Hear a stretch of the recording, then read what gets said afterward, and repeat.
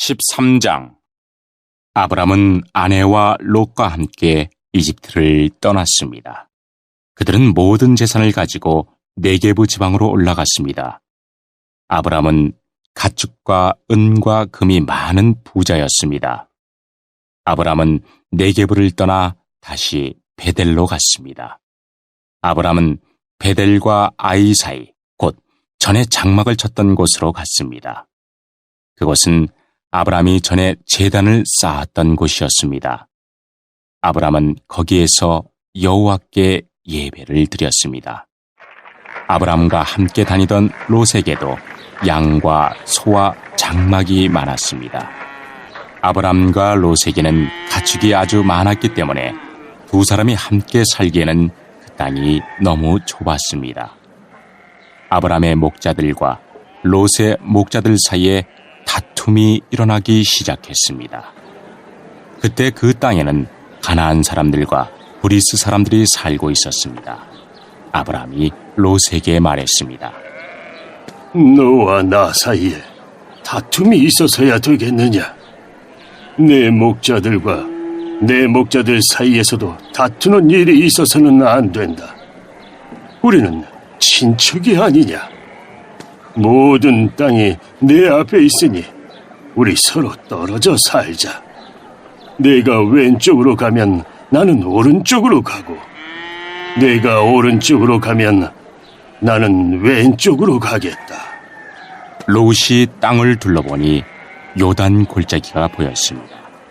롯이 보기에 소알 쪽으로 있는 그곳은 물이 많았습니다. 그곳은 여호와의 동산 같기도 하고 이집트 땅 같기도 했습니다. 그때는 여호와께서 소돔과 고모라를 멸망시키시기 전이었습니다. 그래서 롯은 요단 평원에서 살기로 하고 동쪽으로 옮겨갔습니다. 이렇게 해서 아브람과 롯은 서로 떨어져서 살게 되었습니다. 아브람은 가나안 땅에서 살았습니다. 그러나 롯은 요단 평원의 성들 가운데 살다가 소돔에서 가까운 곳으로 옮겨갔습니다. 그때 소돔 사람들은 매우 악했습니다. 그들은 항상 여호와께 죄를 짓고 살았습니다. 롯이 아브람을 떠난 뒤에 여호와께서 아브람에게 말씀하셨습니다. 내 주변을 둘러보아라. 내가 서 있는 곳에서 동서남북을 다 둘러보아라. 내 눈에 보이는 이 모든 땅을 내가 영원히 너와 네 자손에게 줄 것이다. 내가 네 자손을 땅의 티끌만큼 많게 해주리니 누구든지 땅 위에 티끌을 셀 수 있는 사람이 있다면 그 사람은 네 자손도 셀 수 있을 것이다. 일어나라. 이 땅을 동서남북으로 돌아다녀 보아라. 내가 너에게 이 땅을 주겠다. 그리하여 아브람은 자기 장막을 옮겼습니다. 아브람은 헤브론에 있는 마므레의 큰 나무들 가까이에서 살았습니다. 그는 그곳에 여호와를 위한 제단을 쌓았습니다.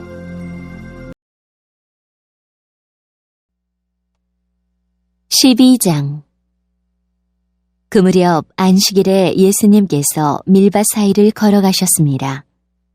제자들이 너무 배가 고파서 밀 이삭을 잘라 먹기 시작했습니다. 바리새파 사람들이 이것을 보고 예수님께 말했습니다.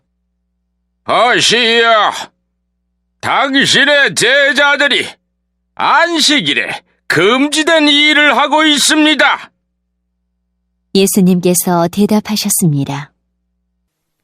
너희는 다윗과 그 군사들이 굶주렸을 때 했던 일을 읽어보지 못하였느냐? 다윗은 하나님의 전에 들어가 자신도 먹을 수 없고 그 부하들도 먹을 수 없으며 오직 제사장만이 먹을 수 있는 진설병을 먹었다. 너희가 또한 안식일에 성전 안에서만큼은 제사장들이 안식일을 어겨도 죄가 되지 않는다는 것을 율법에서 읽어보지 못하였느냐? 내가 너희에게 말한다.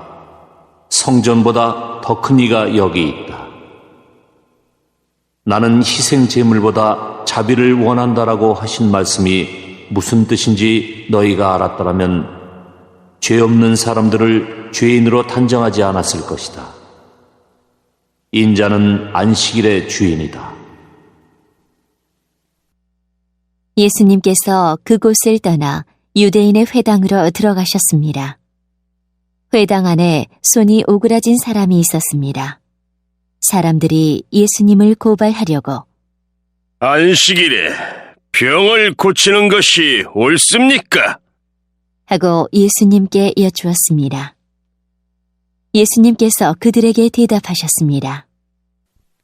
만일 너희 중에서 어떤 사람이 양 한 마리를 가지고 있는데 그 양이 안식일에 구덩이에 빠지면 그것을 끌어내지 않겠느냐? 하물며 사람은 양보다 얼마나 더 귀중하냐? 그러므로 안식일에 선한 일을 하는 것이 옳다. 그리고 나서 예수님께서 손이 오그라진 사람에게 말씀하셨습니다. 손을 펴보아라. 그 사람이 손을 펴자 그 손이 다른 손처럼 회복되었습니다. 바리새파 사람들은 가서 예수님을 어떻게 없앨지 모의를 하였습니다. 예수님께서 이것을 아시고 그곳을 떠나셨습니다. 많은 사람들이 예수님을 따라왔고 예수님께서는 병든 사람들을 모두 고쳐주셨습니다. 그러나 예수님께서는 자신에 대해 이야기하지 말라고 이르셨습니다. 이것은 예언자 이사야의 말을 이루려는 것입니다. 내가 선택한 종을 보아라. 내가 그를 사랑하고 기뻐한다. 내 영을 그에게 줄 터인데 그가 이방 사람들에게 정의를 선포할 것이다. 그는 다투지도 않고 울부짖지도 않을 것이다. 거리에서 아무도 그의 소리를 들을 수 없을 것이다. 그는 상한 갈대도 꺾지 않을 것이고 꺼져가는 불꽃도 끄지 않을 것이다. 그래서 그는 결국 정의가 이기게 할 것이다. 모든 이방 사람들이 그 이름에 소망을 걸 것이다. 그때 사람들이 귀신이 들려서 보지 못하고 말하지 못하는 사람을 예수님께 데리고 왔습니다. 예수님께서 이 사람을 고쳐주시자 그 사람이 말도 하고 볼 수 있게 되었습니다. 사람들이 놀라 말했습니다. 이 사람이 혹시 다윗의 후손 메시아가 아닐까? 바리새파 사람들이 이 말을 듣고 말했습니다. 이 사람이 귀신의 우두머린 바알세불의 힘을 빌려 귀신을 내쫓는다. 예수님께서 바리새파 사람들의 생각을 아시고 그들에게 말씀하셨습니다. 어느 나라든지 자기들끼리 나뉘어 싸우면 망할 것이다. 어느 도시나 가정도 나뉘면 제대로 서지 못할 것이다. 마찬가지로 사탄이 사탄을 내쫓는다면 사탄이 자신을 대적한다는 말인데 그렇다면 어떻게 사탄의 나라가 설 수 있겠느냐? 내가 바알세불의 힘을 빌어 귀신을 내쫓는다고 하는데 그렇다면 너희 아들들은 누구의 힘을 빌어 귀신을 내쫓느냐? 그러므로 그들이 너희의 재판관이 될 것이다. 내가 만일 하나님의 영으로 귀신을 내쫓는다면 하나님의 나라가 이미 너희에게 온 것이다. 또한 누구든지 힘센 사람을 먼저 묶어놓지 않으면 어떻게 힘센 사람의 집에 들어가 물건을 빼앗을 수 있겠느냐? 묶어놓은 뒤에야 그 집을 약탈할 것이다. 누구든지 나와 함께하지 않으면 나를 반대하는 것이다. 나와 함께 모으지 않는 사람은 흩트리는 것이다. 그러므로 내가 너희에게 말한다. 어떠한 죄나 신성모독의 말은 다 용서를 받겠지만 성령을 모독하는 죄는 용서받을 수 없다. 인자를 거역하는 말을 하는 사람은 용서받을 수 있다.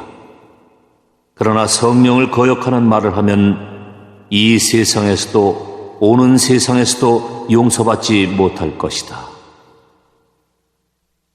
나무도 좋고 열매도 좋다고 하든지 나무도 나쁘고 열매도 나쁘다고 해야 한다. 나무는 그 열매를 보고 알 수 있다. 독사의 자식들아, 너희가 악하면서 어떻게 선한 것을 말할 수 있겠느냐? 입은 그 마음속에 가득 찬 것을 말하는 것이다. 선한 사람은 선한 것을 쌓았다가 선한 것을 내고 악한 사람은 악한 것을 쌓았다가 악한 것을 낸다. 내가 너희에게 말한다. 사람이 무심코 내뱉은 사소한 말이라도 심판의 날에는 책임을 져야 한다.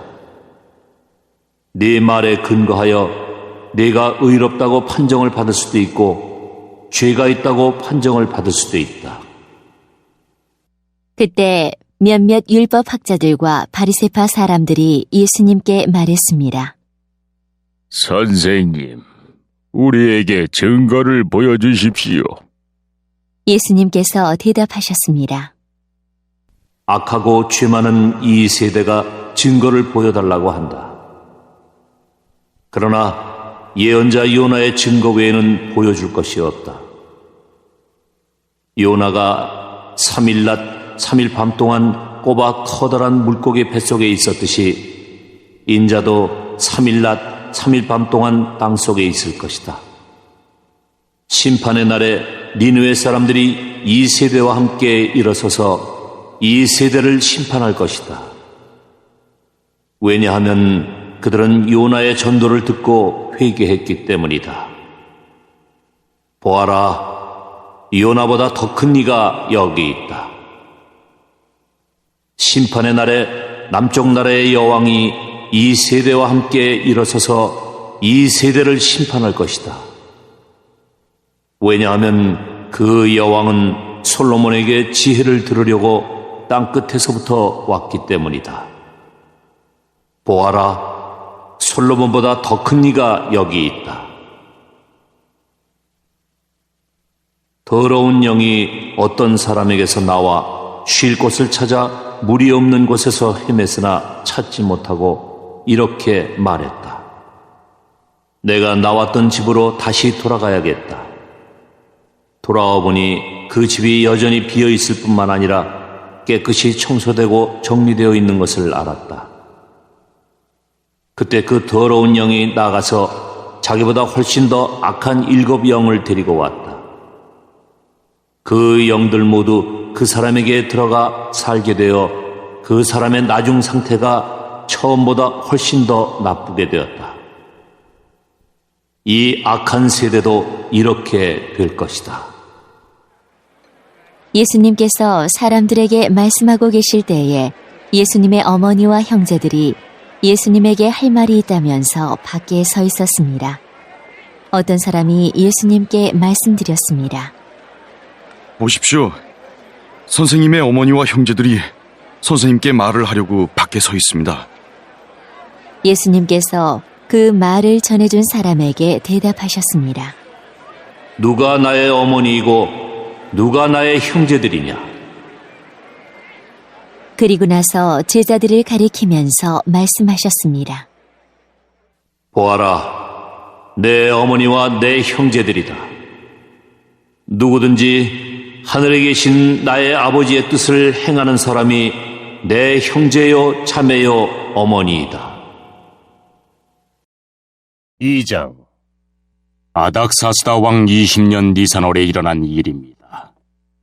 왕이 포도주를 달라고 해서 나는 포도주를 가져다가 왕께 드렸습니다. 전과 달리 슬픔에 가득 찬 나의 모습을 보고 왕이 나에게 말했습니다. 어찌하여 그렇게 슬픈 얼굴을 하고 있어? 아프지는 않은 것 같은데 무슨 걱정되는 일이라도 있어? 나는 너무나 놀라서 왕에게 말했습니다. 왕이여, 오래오래 사시기를 빕니다. 제가 슬픈 얼굴을 한 까닭은 제 조상이 묻혀있는 성이 폐허가 되고 그 성문들이 불에 타버렸기 때문입니다. 그러자 왕이 그대가 원하는 것이 무엇이요? 라고 물었습니다. 나는 하늘의 하나님께 잠깐 기도드리고 나서 왕에게 대답했습니다. 괜찮으시다면, 그리고 제가 왕의 마음에 드신다면 제 조상이 묻혀있는 유다의 그 성으로 저를 보내주십시오. 제가 그 성을 다시 짓겠습니다. 그때 왕비도 왕의 곁에 앉아 있었습니다. 왕이 나에게 물었습니다. 그대가 여행하는데 시간이 얼마나 걸리겠소? 언제쯤 돌아올 수 있겠소? 왕은 나를 기꺼이 보내주려 했습니다. 그래서 나는 시간이 얼마나 걸릴지 말씀드렸습니다. 내가 또 왕에게 말했습니다. 괜찮으시다면 유프라테스강 서쪽 지방의 총독들에게 보내는 편지를 써주십시오. 그래서 제가 유다까지 가는 길을 그들이 허락하게 해 주십시오. 그리고 왕의 숲을 관리하는 아삽에게도 편지를 써주십시오. 아삽을 시켜 저에게 목재를 주게 해 주십시오. 성전 곁에 있는 성의 문짝을 만드는데 목재가 필요하고 성벽과 제가 살 집을 만드는데도 나무가 필요합니다. 하나님께서 나에게 은혜를 베풀어 주셔서 왕이 내 말을 듣고 편지를 써 주었습니다. 그리하여 나는 유프라테스강 서쪽 지방의 총독들에게 가서 왕이 쓴 편지를 건네주었습니다. 왕은 장교들과 기병들까지 주어 나와 함께 가게 하였습니다. 호론 사람 산발락과 암몬 사람의 지도자 도비아가 그 말을 들었습니다. 그들은 이스라엘 백성을 도우러 온 사람이 있다는 말을 듣고 기분이 상했습니다. 나는 예루살렘에 이르러 3일 동안을 머물렀습니다. 그러다가 밤에 몇 사람을 데리고 길을 나섰습니다. 하나님께서 예루살렘을 위해 나에게 명하신 것을 아무에게도 말하지 않았습니다. 거기에는 내가 탄 당나귀 외에 다른 짐승은 한 마리도 없었습니다. 밤중에 나는 골짜기 문을 지나 밖으로 나갔습니다. 용의 샘을 지나 거름문으로 가면서 예루살렘 성벽을 조사했습니다. 성벽은 무너져 있었고 문들은 불에 타 있었습니다. 나는 계속해서 샘문과 왕의 연못으로 갔습니다. 하지만 내가 탄 짐승이 지나갈 길이 없었습니다. 그래서 그날 밤에는 골짜기를 따라 올라가면서 성벽을 조사했습니다. 그러다가 몸을 돌려 골짜기 문을 지나서 되돌아왔습니다. 관리들은 내가 어디를 다녀왔으며 무슨 일을 했는지 알지 못했습니다. 나는 그때까지도 유다 사람들이나 제사장들이나 귀족들이나 관리들이나 이 일을 맡아서 할 다른 사람들에게 아무 말도 하지 않았습니다. 그러다가 후에 그들에게 말했습니다. 여러분은 우리가 어떤 고통을 겪고 있는지 알 것입니다. 예루살렘은 폐허가 되었고 그 성문들은 모두 불타버렸습니다. 자, 이제 예루살렘 성벽을 다시 쌓읍시다. 그래서 더 이상 이런 부끄러움을 당하지 않도록 합시다. 나는 그들에게 하나님께서 내게 은혜를 베풀어 주신 것과 왕이 나에게 한 말을 일러 주었습니다. 그러자 그들이 대답했습니다.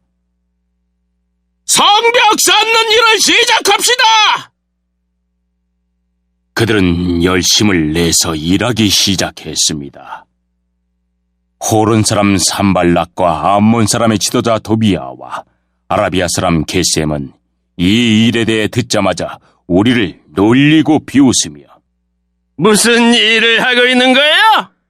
왕에게 반역을 하겠다는 거요? 하고 말했습니다. 그래서 나는 그들에게 대답했습니다. 하늘의 하나님께서 우리가 하는 일이 성공할 수 있도록 도와주실 것이요. 우리는 하나님의 종이요. 우리는 성벽 쌓는 일을 시작할 것이요. 하지만 당신들은 예루살렘과 아무 상관이 없어. 당신들은 예루살렘에서 차지할 목도 없고 요구할 권한도 없어. 12장. 이 무렵 헤롯 아그리빠 왕은 교회에 속한 몇 사람을 박해하려는 계획을 가지고 그들을 사로잡았습니다. 그는 요한의 형제 야고보를 칼로 죽였습니다. 헤롯은 유대인들이 이 일로 기뻐하는 것을 보고 베드로마저 잡으려 했습니다. 그때는 무교절 기간이었습니다. 헤롯은 베드로를 붙잡아 감옥에 넣고 군인 4명씩 4패에게 맡아 지키게 했습니다. 6월절이 지나면 베드로를 끌어내어 사람들 앞에서 재판할 작정이었습니다. 그래서 베드로는 감옥에 갇혔고 교회는 베드로를 위해 하나님께 열심히 기도했습니다. 헤롯이 베드로를 끌어내려던 전날 밤이었습니다. 베드로는 두 군인 사이에서 사슬에 묶인 채 잠들어 있었고 문 앞에는 경비병이 문을 지키고 있었습니다. 갑자기 주님의 천사가 나타나고 환한 빛이 감옥을 비추었습니다. 천사가 베드로의 옆구리를 쳐서 깨우며 어서 일어나라. 고 말했습니다. 그 순간 베드로의 손목에 매어있던 사슬이 풀렸습니다. 천사가 베드로에게 허리끈을 매고 신을 신어라. 라고 말하여 베드로는 천사가 시키는 대로 했습니다. 천사는 다시 겉옷을 입고 나를 따라오너라. 라고 말했습니다. 베드로는 천사를 따라 밖으로 나가면서도 천사가 하는 일이 꿈인지 생시인지를 알지 못했습니다. 베드로는 자기가 환상을 보고 있다고 생각했습니다. 천사와 베드로가 첫 번째 경비병과 두 번째 경비병을 지나 성으로 통하는 철문에 이르자 철문이 저절로 열렸습니다. 그들이 문을 나와 거리를 한 구역 걸을 때에 갑자기 천사는 베드로를 떠나 어디론가 사라져버렸습니다. 그제서야 비로소 베드로는 정신이 들어 혼잣말로 중얼거렸습니다. 이제야 나는 이 모든 것이 실제라는 것을 알겠다. 주님께서 천사를 보내어 나를 헤롯의 손에서 그리고 유대인들의 모든 계략에서 구하셨다.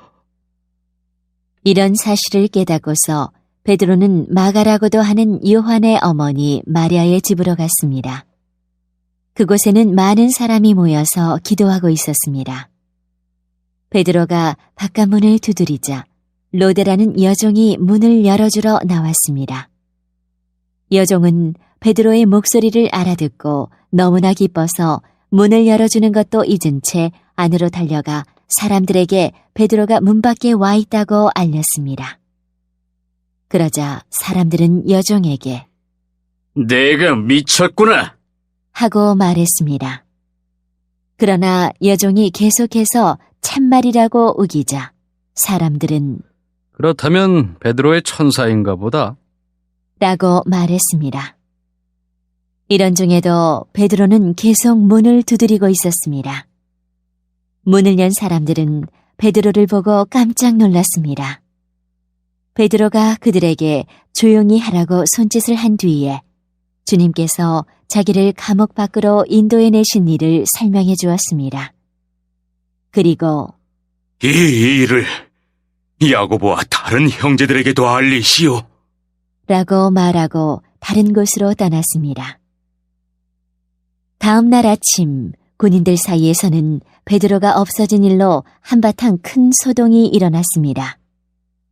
헤롯 아그리빠는 철저하게 수색하여 베드로를 찾으라고 명했으나 그를 찾을 수 없었습니다. 그래서 그는 경비병들을 신문한 뒤에 대신 그들을 처형하라고 명령하였습니다. 그 후에 헤롯은 유대를 떠나 가이사랴로 가서 얼마 동안을 지냈습니다. 한편 드로와 시돈 사람들은 헤롯에게 몹시 노여움을 사고 있었습니다. 그래서 그들은 무리를 지어 헤롯에게 갔습니다. 그들은 왕의 내실 시종인 블라스도를 회유하여 그의 도움을 받아 헤롯에게 화해를 요청했습니다. 이는 이들 지방 사람들이 헤롯의 영토에서 식량을 공급받았기 때문입니다. 약속한 날 헤롯은 왕의 복장을 하고 왕좌에 앉아 그들에게 연설을 하였습니다. 그러자 군중들은 이것은 사람의 소리가 아니라 신의 소리다! 라고 외쳤습니다. 그러나 헤롯이 하나님께 영광을 돌리지 않았기 때문에 주님의 천사가 즉시 헤롯을 내리쳐서 헤롯은 벌레에 먹혀 죽고 말았습니다. 하나님의 말씀은 점점 더 널리 퍼져서 믿는 사람이 많아졌습니다. 바나바와 사울은 자기들의 사명을 다 마치고 마가라고도 하는 요한을 데리고 예루살렘에서 돌아왔습니다.